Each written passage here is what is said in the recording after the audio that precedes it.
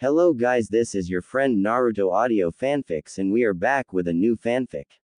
Which is, what if Naruto married Shizuka? The Forgotten Promise Revealed, Part 1. And if you enjoy this fanfic then please press the like button and subscribe to my channel for more fanfic like this. And now let's start the fanfic. Marriage. Uzumaki Naruto was about to begin what would later be known as the most dangerous battle of his shinobi career. If he won and he really didn't want to win, then he would be married to a girl he'd never met before and taken back to her village. If he lost and he definitely didn't want to lose, then his life would be rendered forfeit and she most likely would slay him on the spot for his failure to defeat her. The girl in question was a kunoichi, hailing from the village of Nadeshiko.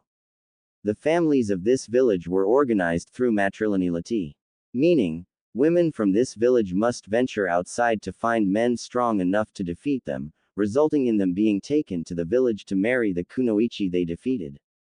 That would be Naruto's fate if he triumphed. And if he lost, well, he was dead. He didn't like either of those options. He couldn't become Hokage if he got married, and he couldn't become Hokage if he got dead, either. Both options sucked. Thankfully, he hadn't come here to fight. He'd come to talk. Rather, that had been the plan. One that had gone horribly, terribly awry the moment he'd laid eyes on her. That, of course, was not his fault. It was Ero Sennin's. The damned pervert, and all the research they'd done together was slowly bubbling up in Naruto's mind, even as he tried his best to deny it. From what he'd been told, the women of Nadeshiko were beautiful. Exceptionally so. And as he'd just found out, this kunoichi was no exception. Damn you, Ero Sennin. I'm here to fight you. The hooded figure announced, reaching back to peel the cloak away from her face and body. So I can see how strong you are. Naruto began to open his mouth, to say that he wasn't here to fight, but rather to talk, when the obstructive cloth fell away from her shoulders and laid her figure bare for all to see. Damn it all to hell. He tried to find the words, to say what he'd come her to say, that her village's rule was absolute bullshit. Instead, all he managed was a small, croaking sound. The kind of sound that a bullfrog might make. Wow, she was a fair-skinned girl of average height and dark hair. She's cute. He took in the large eyes, perfectly coiffed hair, clear skin, full lips, and lean, firm curves, and he marveled at her. Hers was a beauty beyond describing, but, ultimately, it was the eyes that ensnared him. Her eyes were large, twin pools of deep, verdant green, much unlike his own. Hers were eyes that knew pain, but at some point that pain had been taken to pieces, it had been dissected, disassembled, examined from every angle, and then, summarily consumed. Very cute. Her attire was that of a common Nadeshiko kunoichi uniform, which is gray-colored set with a right shoulder armor, gray gloves, and opening in her shirt which, unfortunately, revealed something that he hadn't seen in a very long time. Once more, Naruto silently cursed his late mentor for instilling the ancient art of perversion in him. He really was turning out to be just like him, after all. Despite all the majesty her eyes held, keeping his gaze focused upon her face was quickly proving to be a trial of its own, thanks in part to the open blouse and the glorious sight that lay within. Naruto felt his cheeks inexplicably darken as a result. Then he chastised himself with a shake of the head. He was a shinobi for Crisix. He should not be staring at such things. So why couldn't he stop staring at her? My eyes are up here, Konoha shinobi. The Nadeshiko kunoichi glowered darkly. And make no mistake, we will fight. Before he could protest, she'd armed herself with not one, but two full hands of kunai, the deadly projectiles already making their way through the air toward him and forcing Naruto to bound backwards in retreated. Gay. Oh yes, things had gone awry. Terribly, totally awry. Yamato-sensei was bound to realize he'd left a shadow clone aboard the ship at any moment. And once everyone realized that they'd been duped again, they'd be sure to rush back to the island and spirit him away before he could wrap things up. The prospect of facing his angry sensei was not a pleasing one to say the least. No time to mess around then. I'll end this in an instant, he reassured himself. He just needed a few seconds. Wait just a second. Naruto cried loudly, flinging his hands up before the battle could commence and before Shizuka could strike him down. I haven't prepared myself. Shizuka paused, taken aback by this sudden declaration. Incredulous at this interruption, her hand stayed by indecision, she lowered her weapon. Naruto breathed a heavy sigh of relief as she straightened out of her predatory stance. Prepared? Yourself? Yeah. Exhaling deeply, Naruto dropped, falling into a folded crouch upon the forest floor. He forced his eyes shut. Willed himself to be calm. To sense the natural energy around him, and within him. He let the world and all of his worries fall away from him, just for a moment. For the briefest of instants, he was still. He was calm, serene, and in that instant as he breathed in and out and in again, he was able to tap into the natural energies he required. Sage mode. He rose in one swift movement, his eyes gleaming and golden, much like that of the toad summons. Yellow irises, horizontal bar-like pupils, and reddish-orange pigmentation around the eyes, bearing the true signs of a sage, he rose and took on a taijutsu stance. All right, he began softly, let's do this. So you've finally prepared yourself. Yup. 12 seconds later, and it was over. He'd won, of course. Oh, there had been an intrusion, but the fool had been pitifully weak and as such, he was easily defeated. But in the end, he simply refused to deliver the final blow to Shizuka. He'd never been interested in a duel to begin with, or so he'd argued. But for some reason, he just didn't have it in him to mention that he held feelings for his teammate, Sakura. Because, quite frankly, he'd been doubting those feelings for quite some time now. His little scuffle with Shizuka had been the linchpin for him too, and he'd since begun to wonder if he was just fooling himself. He knew that Shizuka had also loved someone once as well, and subsequently locked her heart away after that someone had been slain. She too knew what it was like to have loved and lost. Perhaps. But that was another matter for another time. For now, he returned to his musings of how everything had somehow worked out in the end. After an encouraging and much-needed pep talk and a tongue lashing from Yamato, they'd resumed their journey once more. Naruto had bid Shizuka farewell at the docks, as cordially as one might expect of a Konoha shinobi. Now, he waited at the stern of the ship, waving goodbye even when he was certain that she could no longer see him. After what felt like hours and with a visible act of willpower, Naruto forced himself to lower his hand. So that's it, huh? As Naruto watched the island recede into the distance, as he watched it become little more than a pinprick of brilliance on the horizon, he couldn't help but wonder. Would she heed his advice? And if so, where would she go now? Where would her newfound journey take her? Would he ever see her again? Unlikely. Oddly enough, this thought brought, not relief as he'd hoped it might, but despair. His eyes began to sting, bringing but the faintest sheen of moisture to his eyes. A tear slipped through. A tear. Naruto blinked, balking at them as they ran down his cheeks. Damn. Despite all that he'd said and done, he really was going to miss Shizuka, wasn't he? The thought caused Naruto to bite down, his molars grinding against each other in a rare bout of anger. The sea breeze feels nice today, doesn't it? A soft voice asked from somewhere beside him. It sure does. Naruto nodded to himself absentmindedly. I think I'm going to miss it, though. And her, too. Is that so? Yeah. The blonde Jinchuriki sighed, resting his head within a palm. Then he groaned. This sucks. Why am I thinking about this now? Could it be that you were actually thinking of marrying her? I dunno, maybe. Naruto shrugged, still spacing out at the flat surface of the sea. But it's too late for that now. I mean, what would she say if I even asked her? A sheepish chuckle. I'll tell you what she'd say. She'd probably laugh it off right in my face. I wouldn't be so sure about that. The voice insisted. Sure. Whatever. Wait a second. Naruto blinked, drawn from his reverie by the slight hesitation with which the voice had spoken. The faint sticking point between syllables was awfully familiar. Wait one free frickin' second. He knew that voice. Slowly, Naruto came about, the sights and sounds of the sea briefly proving to be too much for him. He squinted through sleep-gummed eyes to finally see a hand resting lightly over his own. Attached to the hand was a wrist, to the wrist, an arm and, as his gaze traced the length of said appendage, he found himself staring into the most eerie pair of brilliant, jade-green eyes.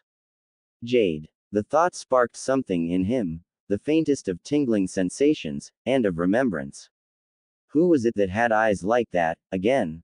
For a moment, shock numbed him, for a moment, he couldn't believe his eyes nor his ears, nor any of his other senses, all of which were screaming at him, insisting that this was, in fact, Shizuka. Naruto yelped, flattening himself against the rail as though he'd seen a ghost. Which, given the circumstance of Shizuka's sudden appearance aboard their ship, was quite the possibility. If he and Yamato Taiko AHD only just bid her farewell, then why was she here? So what was she doing here? She wasn't supposed to be here. She was supposed to be on the island with Takiwa-san. Not on board their ship and scaring the living daylights out of him. How on earth had she managed to sneak onto their vessel without being detected, anyway? Had he been so unfocused that he'd been unable to sense her approach?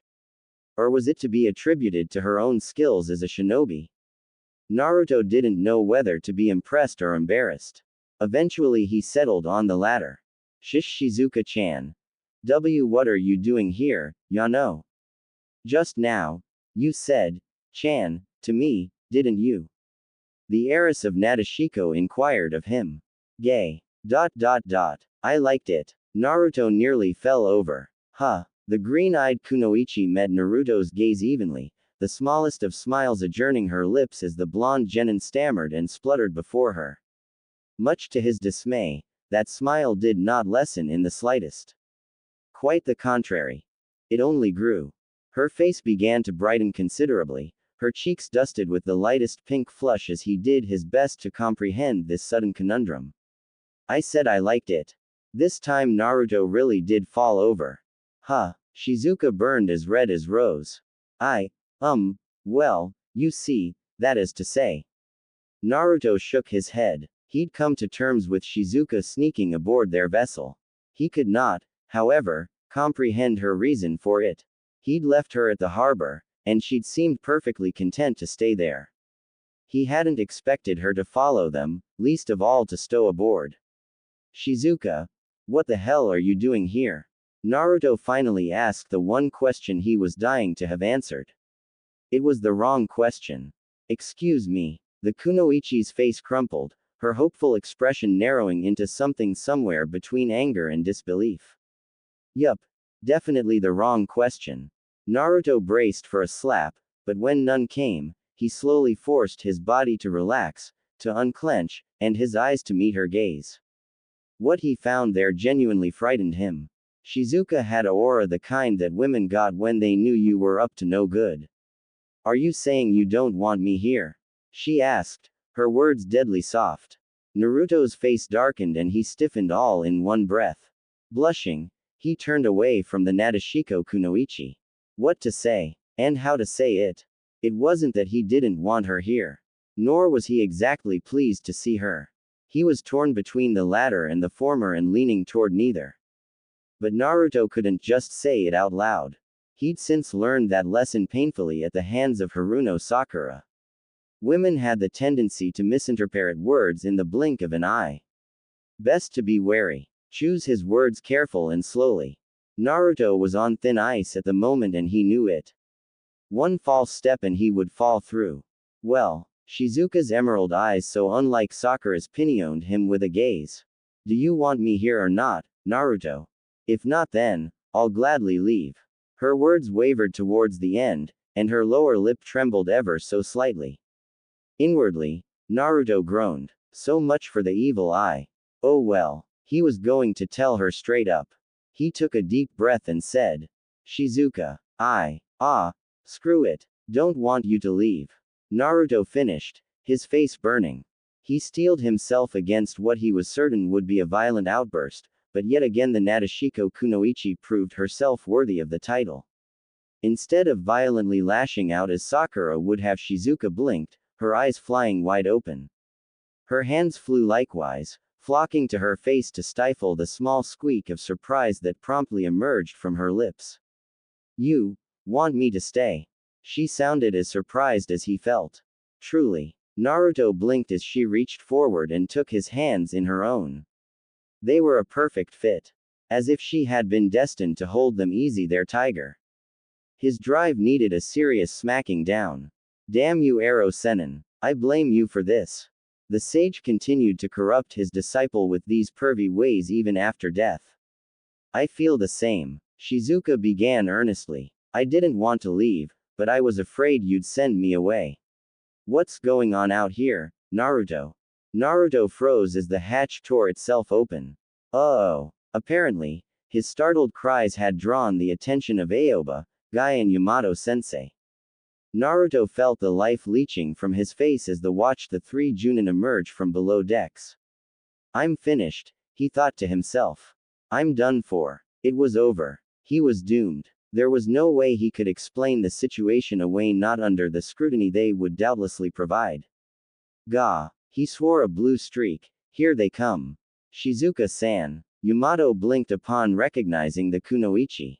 What are you doing here? Oh crap. Shizuka had yet to release her grip on Naruto's hands, and finally Yamato had noticed. And of course, he misinterpreted the situation horrifically. So this is why you snuck away before, Yamato began slowly, with his eyes of doom. This is the third time you've fooled with me with shadow clones. If anything, his visage of death and doom became even more terrifying than before. Naruto, I hope you're prepared for the consequences of smuggling her on board our ship. I came aboard of my own free will. Shizuka interrupted, saving Naruto from Yamato's death face when she finally released his hands. My arrival was unexpected and Naruto-kun did not participate in the slightest. The blonde's relief was palpable. He was going to live. Nice save, Shizuka. Aoba, ever the peacekeeper, tried to reason with the girl. That may be so, Shizuka-san, but we're on an important assignment. Perhaps it would be best if you. I refuse. The Nadeshiko Kunoichi snapped back, reasserting herself before the Jonin could get a word in edgewise. Naruto-kun is to be my betrothed. It is my solemn duty as his fiancé to stand by his side, especially in matters such as these. Naruto fought the urge to bury his face in his hands. I take it back. Not a nice save, Shizuka. Not nice at all. Fiancé. Yamato's left eye twitched. You mean, bwahahaha. Might Guy laughed, making things even worse than before. So you've decided to marry her after all. How incredibly youthful of you, Naruto-kun. I see that the wily ways of Lord Jiraiya are alive and well in his student. Of all the times to miraculously recover from his seasickness, he chose now to do it. I didn't decide anything, Naruto wailed. And don't drag Ero Sennin into this. He cast a furtive glance at his companion. Will you please just explain to them what your bodyguard explained to me? Very well, though there is precious little to explain. Shizuka said. You defeated me in pitched combat, and I am to be your wife, as dictated by the law of my village and the promise made between my mother and the late Lord Jiraiya. She gave each of the Junin a scathing glare in turn. Our marriage will form an alliance between our village, just as they intended, and may very well create peace between both our villages. Do you plan to deny Nadeshiko that? There was a silence. Ah. Aoba slapped a fist into an open palm. So that's how it is. It's not like that, Naruto protested. Doesn't seem like there's anything we can do. Yamato shrugged, eerily and perpetually calm, and still with the death face. You've made your bed, Naruto. Now you have to lie in it with your beautiful fiancé. Naruto knew his sensei's hands were tied, but it did little to sat his ire. Traitor. May your marriage be blessed and youthful upon our return. Guy laughed, still somehow immune to his dreaded sickness of the sea. Until then you're more than we clone to travel with us on our youthful adventure, Shizuka of Nadeshiko. Arg. Shizuka smiled and graced each of the Junin with a courteous bow. I'm in your care, then. Shizuka looked into his eyes, and deep within his eyes was something that made her want to gibber like a madwoman. It was like staring at the night sky after learning for the first time that the stars were not pinpricks in the raiment of heaven, but each its own sun, billions of leagues distant. To stare into the eyes of this boy, no, to stare into the eye of this man was to realize how small one was. It made her smile as she tucked an arm within his. He truly was a shinobi befitting of her husband to be. He was kind, caring, compassionate, and most of all, strong. While it remained to be seen if his strength was truly superior to her own, she looked forward to the opportunity of getting to know her fiancé. She knew so little of him and was eager to learn more of him and his past. She would accept him, no matter what burden he bore nor painful past he'd shared. As his fiancé, as his wife, Shizuka swore to herself that she would always accept him. Now and forever and always. Naruto, well, he wasn't quite so enthusiastic about the prospect of marriage. Don't I have any say in this? He begged. Not at all, Yamato said with that eerie look of his. None whatsoever. Naruto groaned. What the hell had he gotten himself into? Doomed to a life of torment and suffering. Doomed to languish with the abyss forevermore. Doomed. Not only did he have to contend with a rampant kitsune in his stomach, not only was he forced into this mission when his village needed him the most, not only was he trapped on this god-forsaken boat with 3 Jonin babysitters, but there was something worse than that. Worse than all 3 of those factors combined. There was a 4th problem awaiting him aboard the Kumogakure vessel, one not so easily rectified by guts or strength alone. Because it was currently clinging to his arm. Naruto. A soft, feminine voice asked of him. You do know where we're going, don't you? Not really, no. His sweat dropped, hazarding a glance at the woman responsible for his woe. Shizuka of Nadeshiko. Naruto peered through the fog at his soon-to-be fiancé and bit back a sigh. Shizuka was indeed beautiful. A tad clingy perhaps, but beautiful. Strong, too. Oh, and she didn't hit him, either. Honestly, she was starting to look like a no-brainer when compared to Sakura. But why, oh why did he have to marry her? He wanted to get to know her at the very least. Maybe go on a few dates, tell each other their likes and dislikes, their dreams and whatnot, that sort of thing. Not marry her outright. He barely knew anything about her as it was. So, where is this octopus you mentioned? His fiancé asked, dragging the genin from his reverie. Dunno. Naruto shrugged, calling the memory to mind, reflecting on the prophecy. It's supposed to help guide me, so. So what? Apparently, he was destined to fight a man with strong eyes. That part made sense, even to Naruto. Strong eyes. Sasuke, of course. But what about the rest of this crap? He couldn't bring himself to understand a word of it beyond what he'd been told by that old croaker. According to the old frog, he was supposed to be looking for an octopus. At least, that was what the geezer had taught him. You will soon be meeting an octopus. Those were his words, to the letter. Any initial excitement the boy might have felt at the prospect of meeting said octopus was greatly diminished in the wake of the knowledge that he'd soon be married without any say in the matter.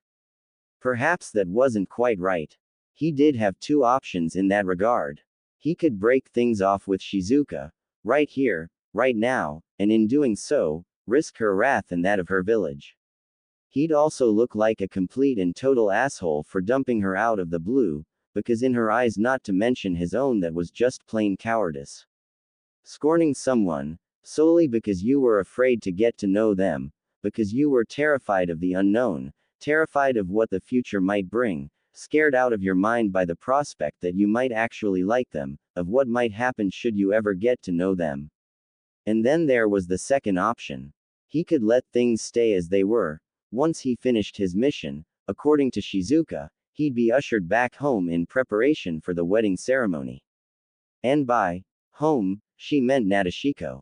Not Konoha. He'd spend the rest of his days in a village comprising mostly of women, doomed to forever let his dream of becoming Hokage languish in the darkness, forevermore.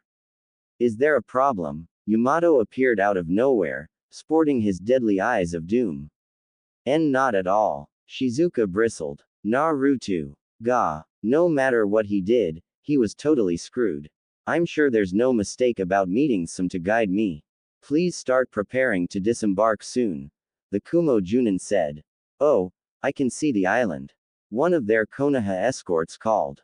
No kidding. Naruto sprinted up to the bow for a better look. He'd expected sunshine and butterflies. A land filled with sunshine and peace.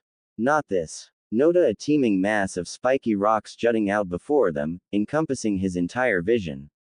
Naruto's sweat dropped as he took it in, the massive creatures, the dead bones, the scent of death, permeating in the air. This was the island. This was the supposed paradise. It's like the hidden leaf's forest of death, the Kumogakur Nin commented behind him. But this is a bit more extreme. No kidding. This is a resort. Shizuka gawped. Don't worry, it's safe. The Jonin reassured her. As long as we don't provoke them, the animals are quite docile. Except for one. Except for one what? What part of this place is a paradise? Naruto exclaimed aghast, throwing his hands into the air. Liars. Deceivers, the lot of them. This was no paradise. It was the exact opposite of paradise. It worse than the forest of death. 10 times as worse. So distraught was he that he nearly missed their guide's warning, nearly missed the mention of the one creature of whom they needed to be wary. For one that lives along the shore. At that very moment something beyond the deck began to stir. Large, grasping feelers slithered through the sea toward them, creeping up upon the boat. Wrapping around the boat, creeping toward the deck, slowly as a certain blonde finally took notice of. Huh, octopus tentacles. Naruto grinned, mistaking the tentacles for those of an octopus. Naruto, Shizuka began with trepidation, I really don't think that's. Okay.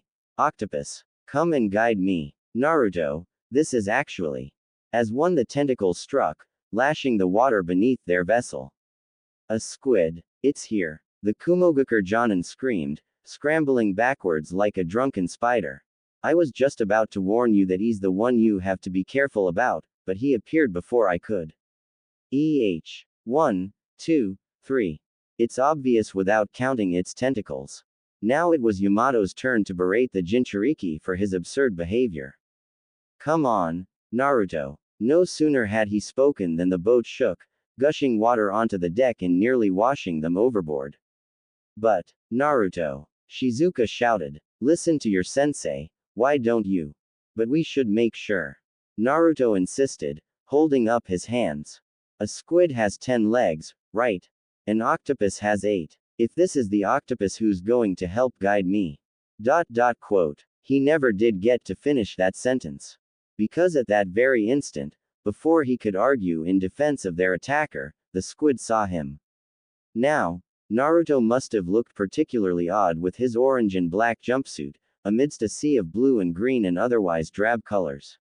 Naturally, the squid decided to grab the most colorful thing on deck. In other words, Naruto. Look out. Before the tentacle could wrap around his waist, however, he found himself violently thrust aside. Shizuka had time only to blink before the tentacle wound its way around her waist and ripped her off the deck. Shrieking her surprise, she found herself hauled into the air, dangled upside down before the horrifying monster. Arms pinned, she wriggled uselessly as it leered up at her, tugging at her lithe body her with long slimy tentacles a moment longer before abruptly plunging one of them beneath her mesh shirt. Despite all her training, the kunoichi screamed in embarrassment as she found herself violated. Where do you think you're sticking that? Shizuka flushed, thrashing violently as the surly squid tore at head attire. Let me go this instant. Shizuka. Naruto, despite the trickle of blood leaking out of his nose, oh if only Ero Sennin could be here to see this. Leapt to the woman's aid. Fiancé or no, he wasn't about to let anyone be molested by some perverted octopus. A low growl left his lips, his eyes flashing crimson as he raised his hand.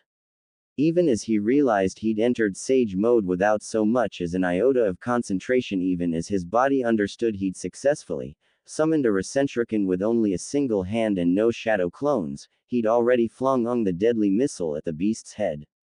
The result was as immediate as it was wondrous. By some misbegotten stroke of luck, the Recentrican flew straight and true, despite the churning seas summoned by the squid's tentacles. Whisking past the captive Shizuka, it impacted the surly squid with a titanic shriek of compressed air and chakra, shaving off a massive chunk of the beast's flesh. The squid howled in agony and renewed its attempts to destroy the ship. But the scope of destruction did not end there. The lethal projectile swung back around, shearing through 7 of its 10 limbs, before it finally dissipated, and fortunately or unfortunately depending on the viewpoint, one of those limbs just so happened to be the one holding Shizuka captive in its cruel clutches. Freed from the perverted creature, the kunoichi's limp form was sent spiraling downward, left to plunge into the sea's tumultuous embrace, left drown as the squid thrashed about in raw agony. And she most certainly would have, had not Naruto erupted into motion. Streaking across the water's surface with a speed that would have made his father blanch, registering as little more than an orange-black blur in the eyes of his comrades, the shinobi hurtled forward, plunging into the depths after her, his beloved. "Don't you dare," was his only thought, strange as it was as he dove into the frigid depths. "Don't you dare die on me." There. With a violent butterfly kick, the genin sent himself hurtling toward Shizuka as she sank, scooping her frail form into his arms and holding her close. Bubbles leaked from his nose as he cast an earnest glance toward the surface, toward at the boat. The vessel was being torn to pieces by the squid's maddened frenzy.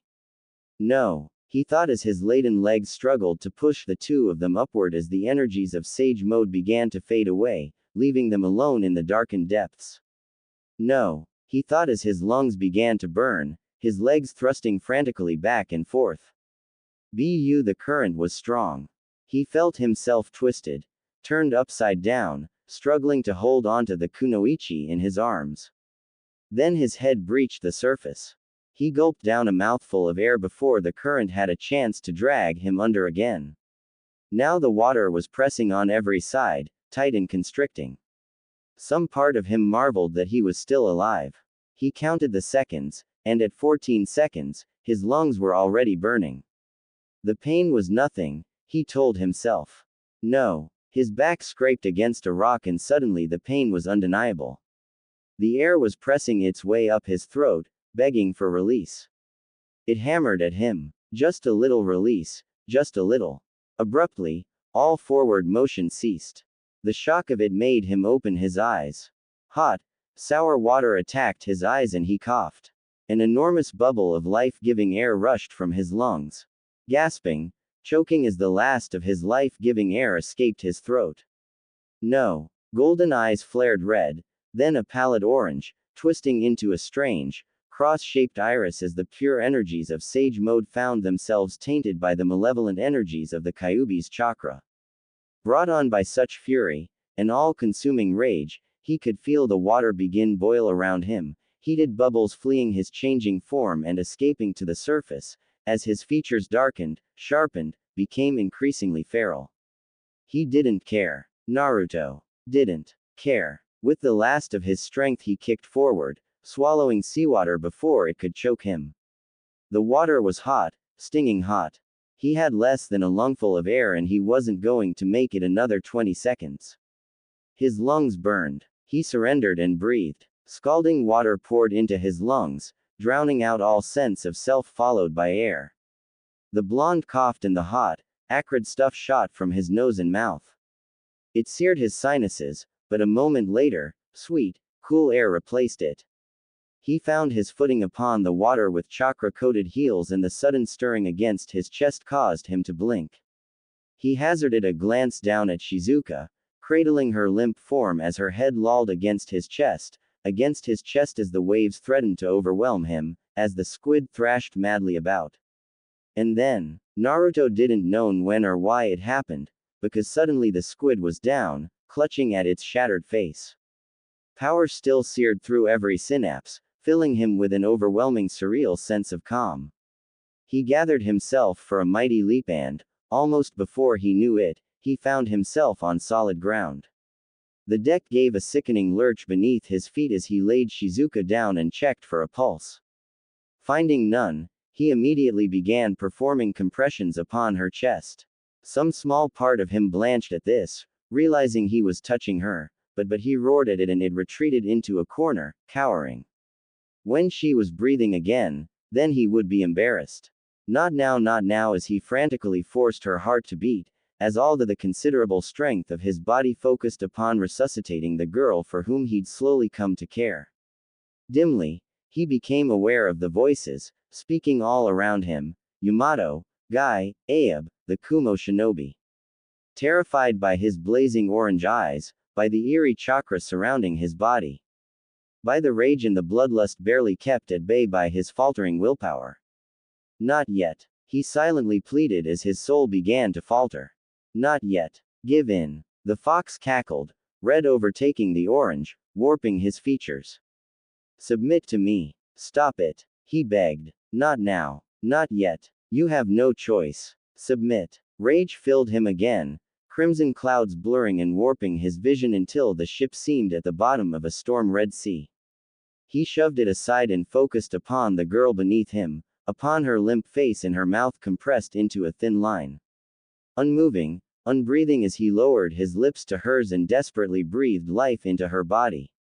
Once, twice, thrice, pinching her nose each time, frantic to force some semblance of health back into her broken body, he continued the compressions for what felt like hours, though it might have only been minutes as the squid thrashed about. He had no way of knowing whether his efforts were successful, such were his fears as he feverishly breathed into her mouth. Air. Into her lungs. And then Shizuka started coughing. Water erupted from her lungs and splashed across the deck, splashed across his face as her eyes flew wide open. Gasping, sputtering, she struggled to rise, only to flop down upon the deck like a fish. She searched the faces gathered before her before finally fixating upon her rescuer. Upon Naruto. Recognition flashed through eyes, and then, to his disbelief, they narrowed in horror. Naruto, she managed, gawping up at his blazing orange eyes. Don't ever scare me like that again. His words were soft, but deadly.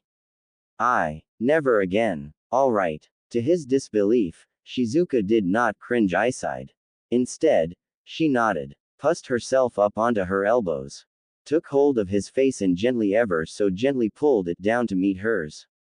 For the first time in his life, disregarding a certain incident with the last Uchiha Uzumaki, Naruto felt his body lock up. His brain simply ceased to comprehend what was happening. His body refused to respond. Blue eyes fluttered open and shut with all the rapidity of a hummingbird's wings. She'd kissed him. Kissed him. Beneath his whiskered cheeks, the slow flushing of his skin was like a burning forest fire. With trembling fingers, he pulled her into an embrace, frightened by his own behavior. When she'd fallen into the sea, he'd been so frightened.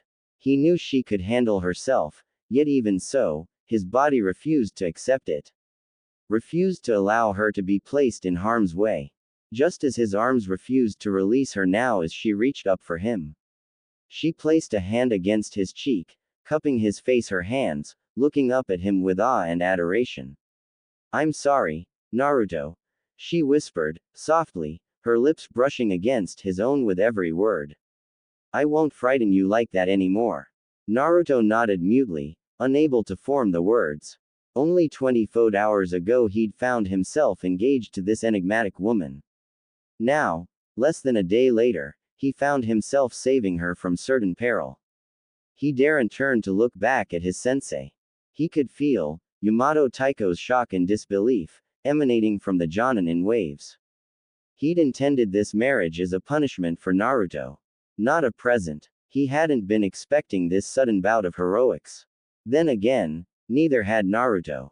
He'd simply reacted. And as a reward for rescuing the damsel in distress, that someone had just kissed him on the lips. And though he'd never admit it aloud, he'd rather liked that kiss. So much so that he found himself leaning in for another, capturing the lips of the Nadeshiko Kunoichi for a second, and when she pulled away, a third time. There was nothing shy or tentative about these kisses, and nothing held back Shizuka, all but melted into his arms, with each one her hands snaking around his neck, body cleaving against him, eyes sliding shut as she pushed herself up from the deck in an effort to better reach his lips, seeking the hands stroking her hair, tenderly caressing the dip of her waist. Naruto-kun. The way she said whimpered. His name sent a silent shiver up his spine. He'd never kissed a girl before. Never had one whimper his name in utter delight. He couldn't even begin to describe the power it gave him, nor the confidence he felt as he held the Nadeshiko Kunoichi in his arms. And then, as if to remind the pair of their situation, a MGT laugh erupted from behind them. How very youthful of you, Naruto-kun, Shizuka-chan. Maeda Guy declared, having suddenly recovered from his seasickness. Your flames of youth burn most brightly. Of all the rotten timing. The pair broke apart, and Naruto opened his mouth to reply, only to flop forward as the squid's remaining tentacles latched around the boat and began to pull. Rage erupted across his every feature, eyes flaring as the pent-up anger he'd worked so hard, so very hard to control, came welling up through the cracks to overwhelm him. You son of a bitch! The genin roared as he rounded on the squid, eyes blazing, voice black as pitch. I'll rip your tentacles off and shove them up your. I warned him about this. Yamato began flipping through hand seals, but before either shinobi could lend them their aid, the boat shook as the sea erupted a second time, bursting before the arrival of another monster of the deep.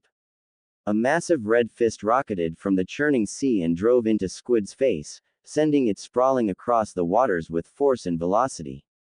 Naruto balked, his rage forgotten, his new power fading in the wake of the new arrival. Was this another enemy? Another foe to be dispatched? Naruto felt his eyes bulge. He was certain they'd fall out of his head as he watched a ghastly creature rise from beneath the waves. Bearing the humanoid upper torso of a man but with the head of an ox and body of an, wait a second, was that an octopus? A giant ox with the legs of an octopus, rising from the sea, pummeling what was left of the giant squid. Squid go deviate, the rest I abbreviate. The ox-octopus hybrid declared loudly. What the? Here comes another one saying weird puns. This is so confusing. 6, 7, 8, aha! Naruto exclaimed, falling back to the deck in disbelief. It's an octopus. This one is an octopus. Is it really an octopus?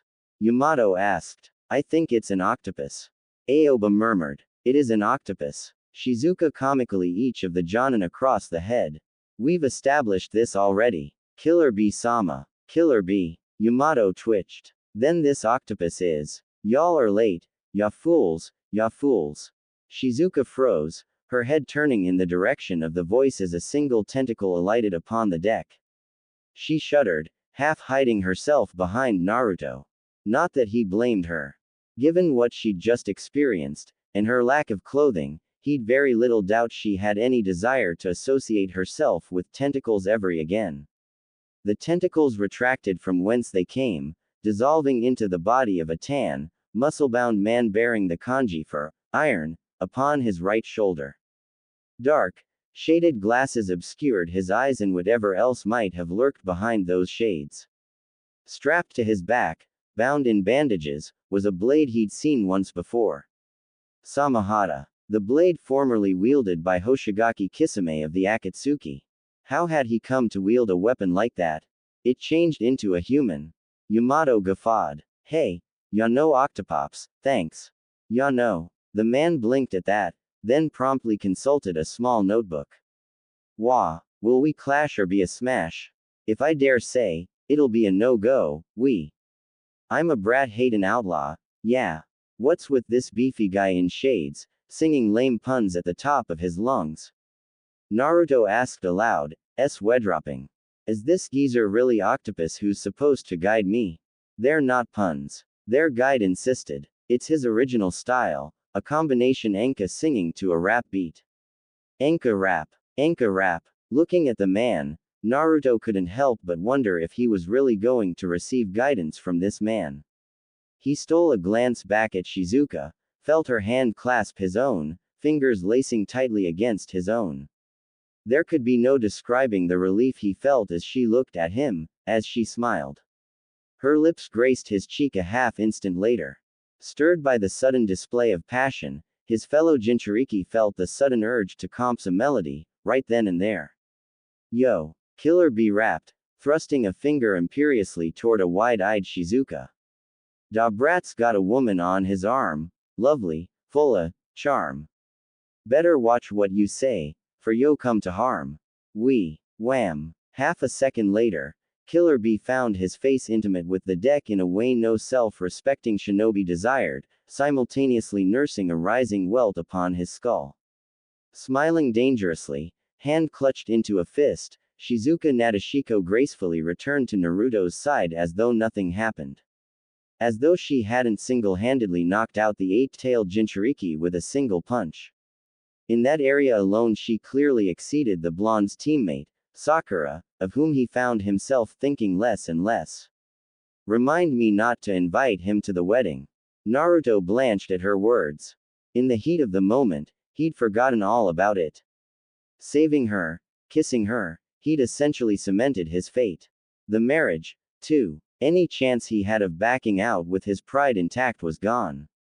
Short of making an complete and utter buffoon of himself, he was trapped. Doomed to be married to a girl he barely knew, a girl with whom he now found himself quite smitten. But he still didn't want to get married. He didn't want to go to Nadeshiko and give up his dream of becoming Hokage. Which was precisely his fate once this training was over. I'm doomed, he told himself. Doomed. And yet, she squeezed his hand, and the gesture was warm as lava glow. Why am I so terrified? For the first time since he'd met Shizuka, the nine-tailed demon container was suddenly afraid. Very afraid. Not of her power, nor her strength, but of losing her. She evoked feelings in him he'd never known, never felt before. He wanted to know more. He wanted to get to know her. He just didn't want to marry her yet, damn it. He wasn't ready for, well, that. And that came after marriage. And after marriage and after that came the second subject he feared more than anything in the world. If he married Shizuka he'd be expected to raise a family with her. A family. Welcome, everyone. I've been waiting for you. Naruto never heard Motoi's words, never heard the greeting given to them. Why, you ask? Because he'd already fainted. I'm not letting you do this alone. Naruto opened his eyes and exhaled, stifling the sudden swell of anger he felt at the declaration of one Shizuka of Nadeshiko. With a supreme effort he turned to face her, careful to pull a branch back for her passing as he did so. A small smile flitted across her face to reward him for his efforts, sending his heart hammering for what felt like the upteenth time.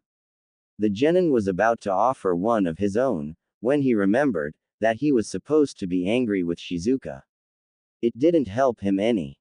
His reason, she was vehement that he not enter the falls of truth alone. Her reason, you ask? She had a bad feeling about it. A feeling? How the hell was he supposed to believe something like that? He needed facts, reasonable and certain. All this talk of him meeting his true self appeared to have rattled the kunoichi somehow. She kept stealing glances at him, shooting off those small smiles of her whenever her caught her staring. Naruto thought she was simply worrying too much and saw fit to express his feelings aloud. Like I said, I've got this, he repeated, peeling another harmful bow out of the way for her. You can keep telling me that all you wish, Naruto-kun, she replied, her hip brushing against him deliberately in passing, but I've yet to see any proof of it. She stared at him for a long moment, her dark eyes boring into his. Yes. You can be so stubborn sometimes. But then again, that's what I like about you. Her fingertips trailed across his face, etching themselves into his whiskers, and then she was gone. Passing him without so much as a backwards glance or a second thought. What's more, he couldn't tell if that had been deliberate, intentional or not. Shizuka. Did she realize the effect she was having on him? Probably. She was a woman after all, She struck him as the type to take what she wanted, by force if necessary. Naruto stared after her retreating backside for a moment, the scent of her hair still in his nose, mouth agape as he watched those slender hips sway, undulating with each motion. There's nothing wrong with that, right? I mean, she does want to marry me after all, so what's so wrong with staring, gah? A naughty thought entered his head, one he was unable to banish in time. Damn you to hell, Ero Sennin. You've corrupted me again. I hope you're happy. Are you going to keep staring at my rear all day, or are you going to follow me? Shizuka's voice called ahead of him. Arg. They'd been going back and forth like this since setting foot on the island, more so now as they made their way to the Falls of Truth.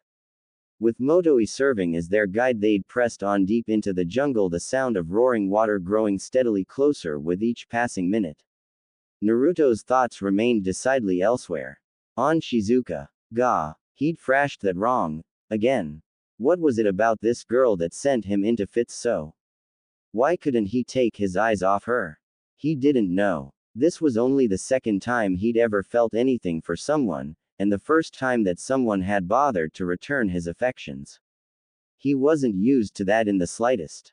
The closest thing to affection had been when he'd allowed Sakura to hit him, patiently and foolishly enduring his teammates' abuse whenever she became irked with him.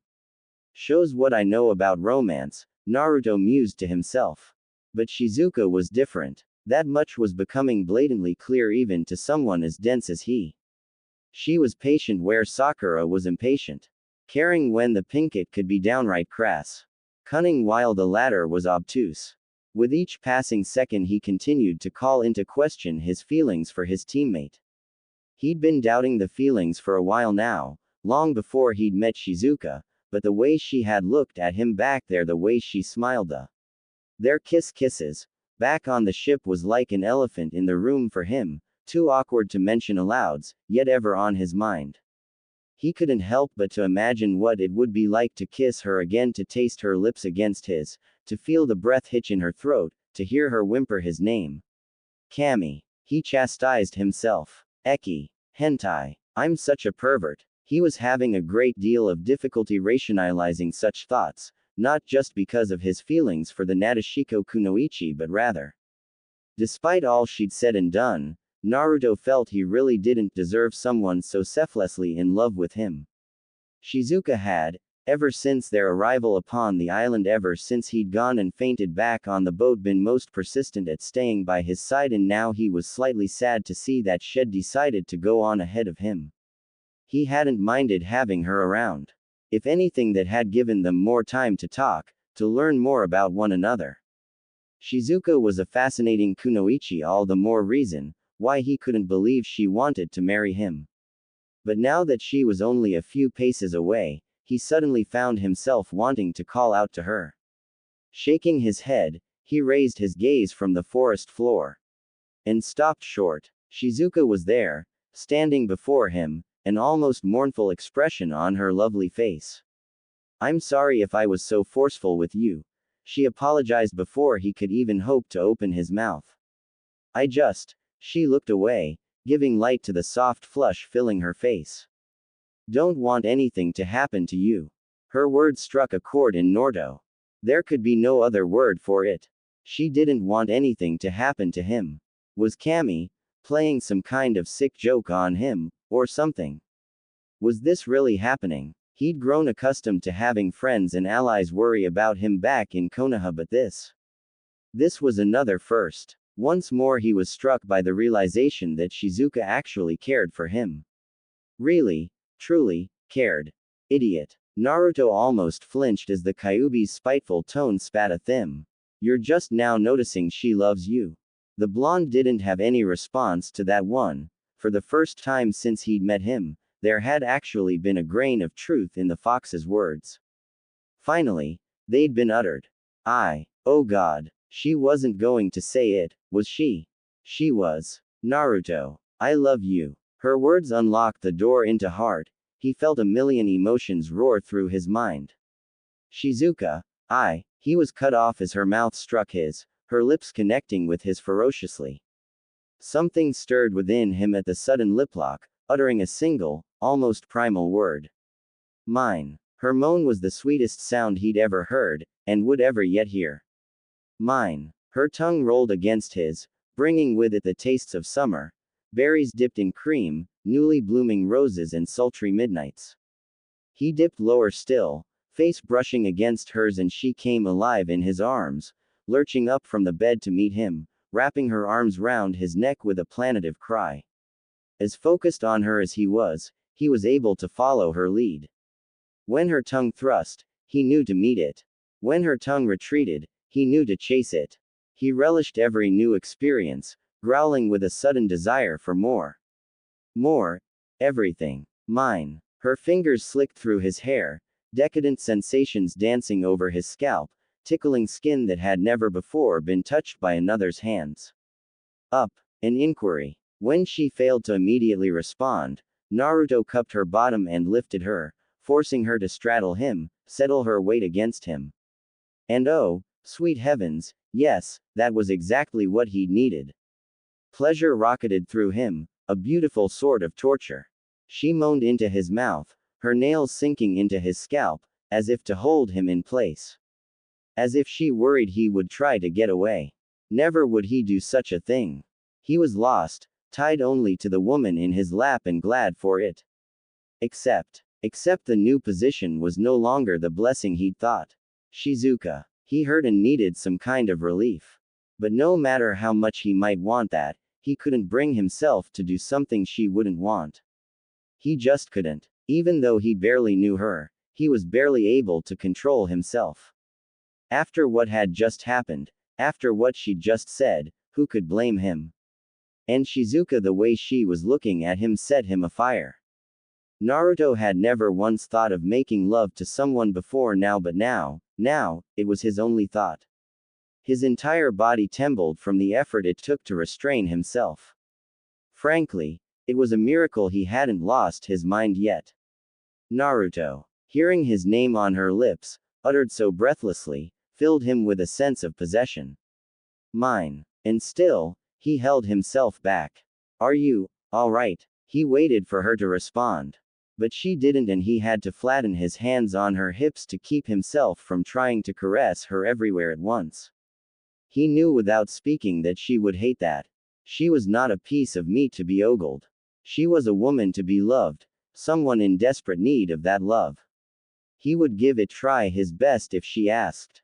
Yes, he would. Wait. She all but yelped. What? Naruto blinked, taken aback, her words momentarily piercing the fog of lust clouding his mind. What did she mean by that? Oh, a tremor moved through her. A tremor of apprehension. Oh, Shizuka was afraid. Of him, or if not him, then of something. That won't do, his pleasure-addled mind mused. That won't do at all. His hand moved seemingly of its own accord, reaching up to cup her cheek, guiding her face down to his own. Shizuka whimpered at the touch, the sound carrying in the air between them. He nuzzled his nose against hers, reveling in the warmth sensation that spread through his chest with the motion. Such a simple gesture, and yet he saw it put her almost immediately at ease. Her grip intensified upon him, but this time it wasn't a jolt of fear that caused it, but rather, desire. What's wrong? He posed a question of his own. Shizuka's reply was to reach upwards to the knot holding her hair into ponytail. As Naruto looked on, she undid it, releasing her raven locks from their captivity. The sight took his breath away. She'd looked stunning before with her hair bound up, but now with it down, and that ebony curtain framing his face. If I die now, I would be a happy man. Much better. She purred, leaning into him. Now, I want. Naruto stiffened as her hips pressed into his loins. What do you want, exactly? I want. She squirmed a moment, restless in her intent. You to rock into me, she said, clearly just as uncomfortable as he. Please. A veritable plea. Naruto flushed. Oh, okay. He sputtered. All right. Yes. Rock into. Yes. As they kissed and kissed and kissed, he arched against her. Forward, back, seeking, retreating. Every point of contact wrung a groan from her and a growl from him. The pleasure blurred with pain, as unbearable as it was necessary. How had gone without this for so long? How had he not known about this? This sense of connection. Naruto had never experienced its like, and he cursed himself for never having tried to consider it before. Her smashed against his chest, causing a brand new ache. He wanted to feel her against him, skin to skin, no barriers. He released her long enough to unzip his coat down the middle and jerk his arms free of the fabric, allowing what was left to flutter to the floor. He felt his face begin to burn as her eyes danced over his chest. He thought to do the same to Shizuka's garment. Indeed, his fingers tightened around the hem of her shirt before he could think to stop them and began tearing free the fabric. So this is where the two of you were.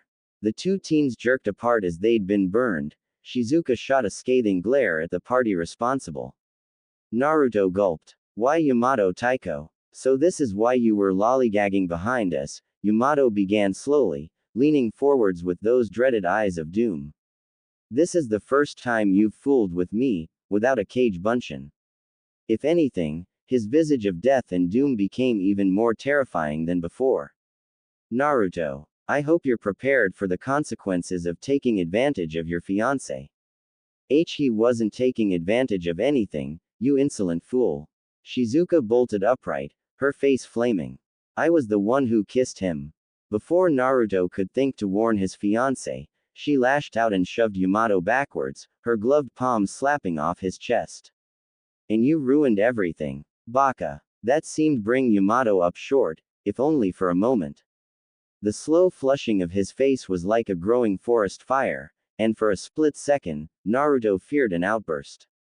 Surprisingly, the Jonin took a deep breath to calm himself, exhaling all his anger at once. Very well then. He coughed into a fist. If the two of you would like to get dressed, we'll continue this discussion later. Something in his tone said they'd never broach this subject again. Ever. He would have laughed were he not so horridly embarrassed. All right, he groaned, slipping the upper half of his jumpsuit back on under the Jonin's watchful eye. I'm going. I said I'm going. Grumbling, he allowed himself to be led on to the falls ahead. Motoi was waiting for them there. One look at his face revealed that he held no illusions as to what they'd been up to in the forest. Sit there and close your eyes, Naruto. Motoi instructed. You will see your true self. Naruto glanced at Shizuka. Well, here goes nothing. Readying himself for whatever lay ahead, he sat down upon the inlet, took a deep breath and closed his eyes. And opened them to a world changed. His surroundings were very much unaltered. The only noticeable difference was that a thick mist had gathered around him. He was still facing the waterfall. A hazarded glance around him confirmed that Shizuka and the others were nowhere to be seen. Where was he? What had happened? Worried about the bitch, Naruto's gaze jerked back to the falls, narrowing as something stirred on the other side of the water. A dark, opaque, humanoid shape became increasingly visible beyond the rushing waters. It strode towards him with a laugh. It was a deep, hoarse sound that had no business in belonging in a human. Who? What? When? Where? Why? Who the hell are you? Me. The voice chortled bleakly. Why? I'm you. Your true self. Imagine Naruto's surprise when he found himself gazing upon, well, himself. Cruel crimson eyes leered back at him in arrogant contempt, lopsided lips curved up into a cruel, crass smile. His doppelganger strode forward to greet him, that snide expression never once leaving his visage. That same smile suddenly slipped as his darker half peered at him, past him. Naruto thought he saw a touch of fear in those eyes. And then he could contain his curiosity no more. He too turned to see what it was that had inspired the flicker of his other self. His mouth hung agape as he recognized her. What in the world? Shizuka. So your true self thinks I'm a bitch, The kunoichi mused, cracking her knuckles together. I think we'll have to teach him a lesson. The doppelganger blinked back at the scowling kunoichi, glanced at Naruto, then back to Shizuka once more. In the end there was no witty retort, no verbal repertory to be uttered. In the face of his impending doom, It offered a single, solitary word. Quote. As we see, all is not well in paradise. Naruto still wants to become Hokage. Shizuka, on the other hand, wants to bring him back to her village and marry him. They're far too stubborn to even consider the concept of compromise at this point. So, who knows where this will go? And as we see once again, Naruto continues to cast off his feelings for Sakura. I'm not trying to bash her here, folks, it's simply a matter of perspective. And it seems Shizuka was somehow transferred into the Falls of Truth with Naruto. God, I almost feel bad for his darker half. He's got a whooping coming here. And with that, I'm off to work once more. Hope y'all enjoyed the update. I sincerely look forward to your reviews on this steamy chapter when I return. So in the immortal words of Atlas, review, would you kindly? And of course, enjoy the preview. Preview. He felt the strength build along his arm, felt the power flowing through his fingertips. He felt the Rasenshuriken changing, the chakra warping and twisting, condensing into an immutable pillar, a more sustainable form of energy for him to control. With an electric snap hiss, the blade of wind and lightning burst into existence in his hand. What in the world? Naruto held it in his hands and marveled at it. Get away from him right now.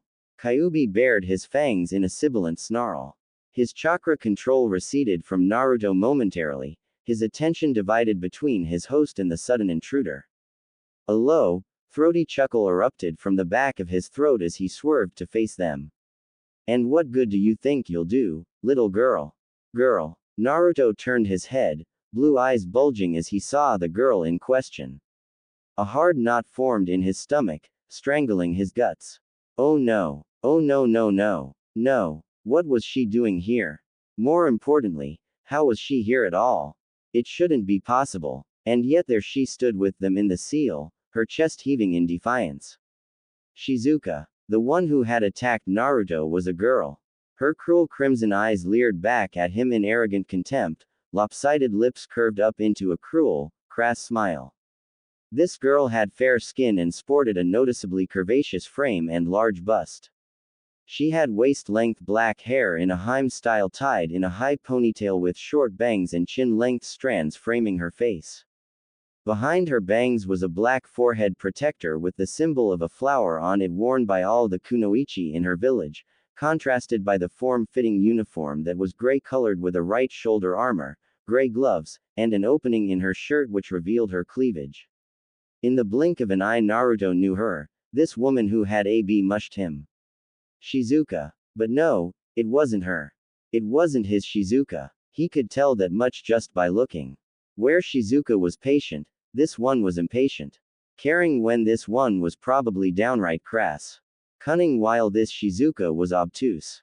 And those eyes. His own doppelganger bore those very same ebony and crimson eyes. He grit his teeth.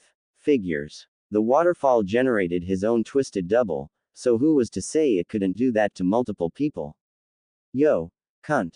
Dark Shizuka shouted. Shizuka looked over, annoyed at being called that, only for her eyes to widen at the sight of her own mimic. They became fearful at the sight of whom she held in her grasp. Back off. Dark Shizuka ordered. Instead, the real Shizuka grabbed Dark Naruto and held him with his arm twisted behind his back the same way her copy was to her fiancé.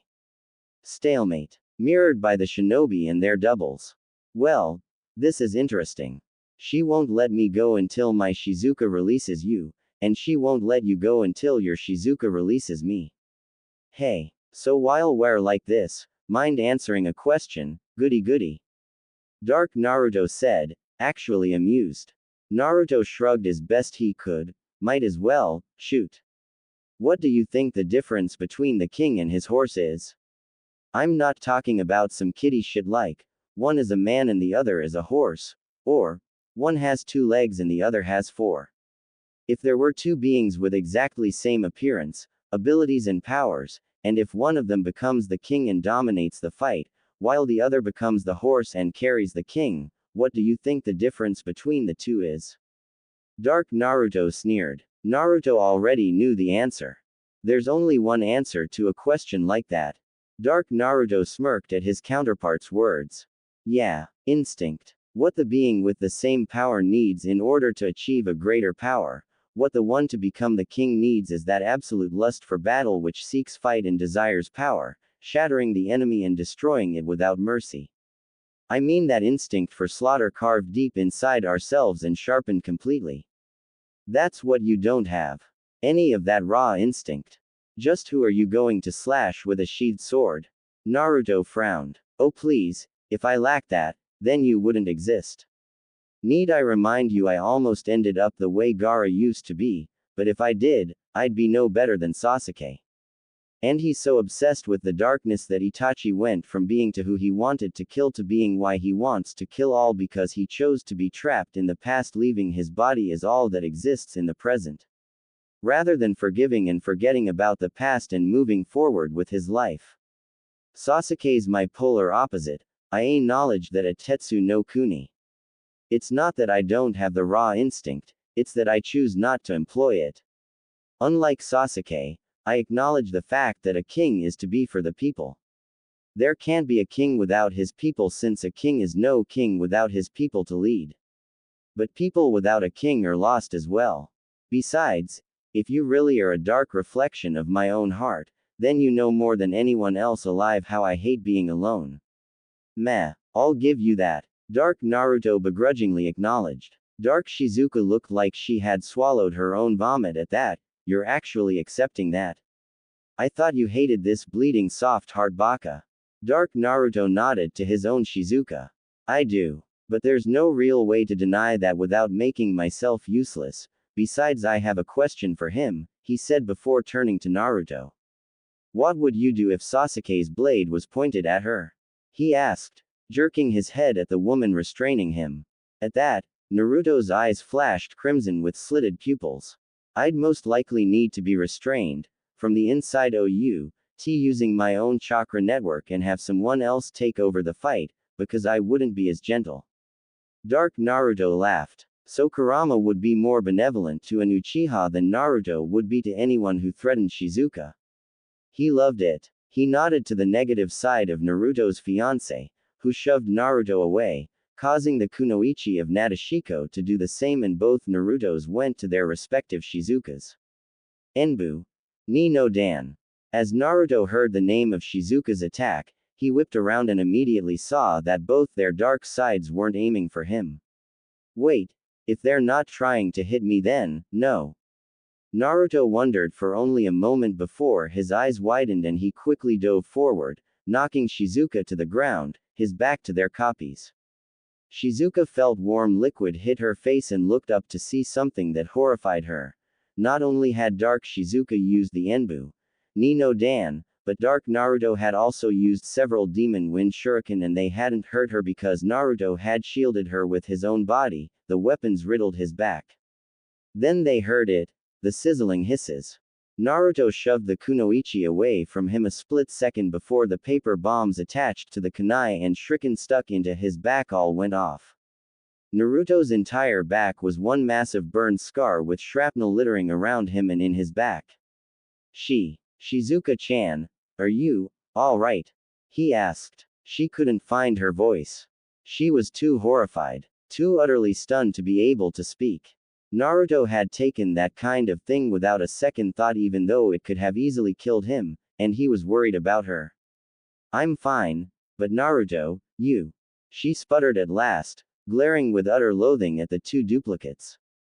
Naruto gave her a pained smile. You're okay. That's good. Then he looked over his shoulder and glared. Now, as for you two.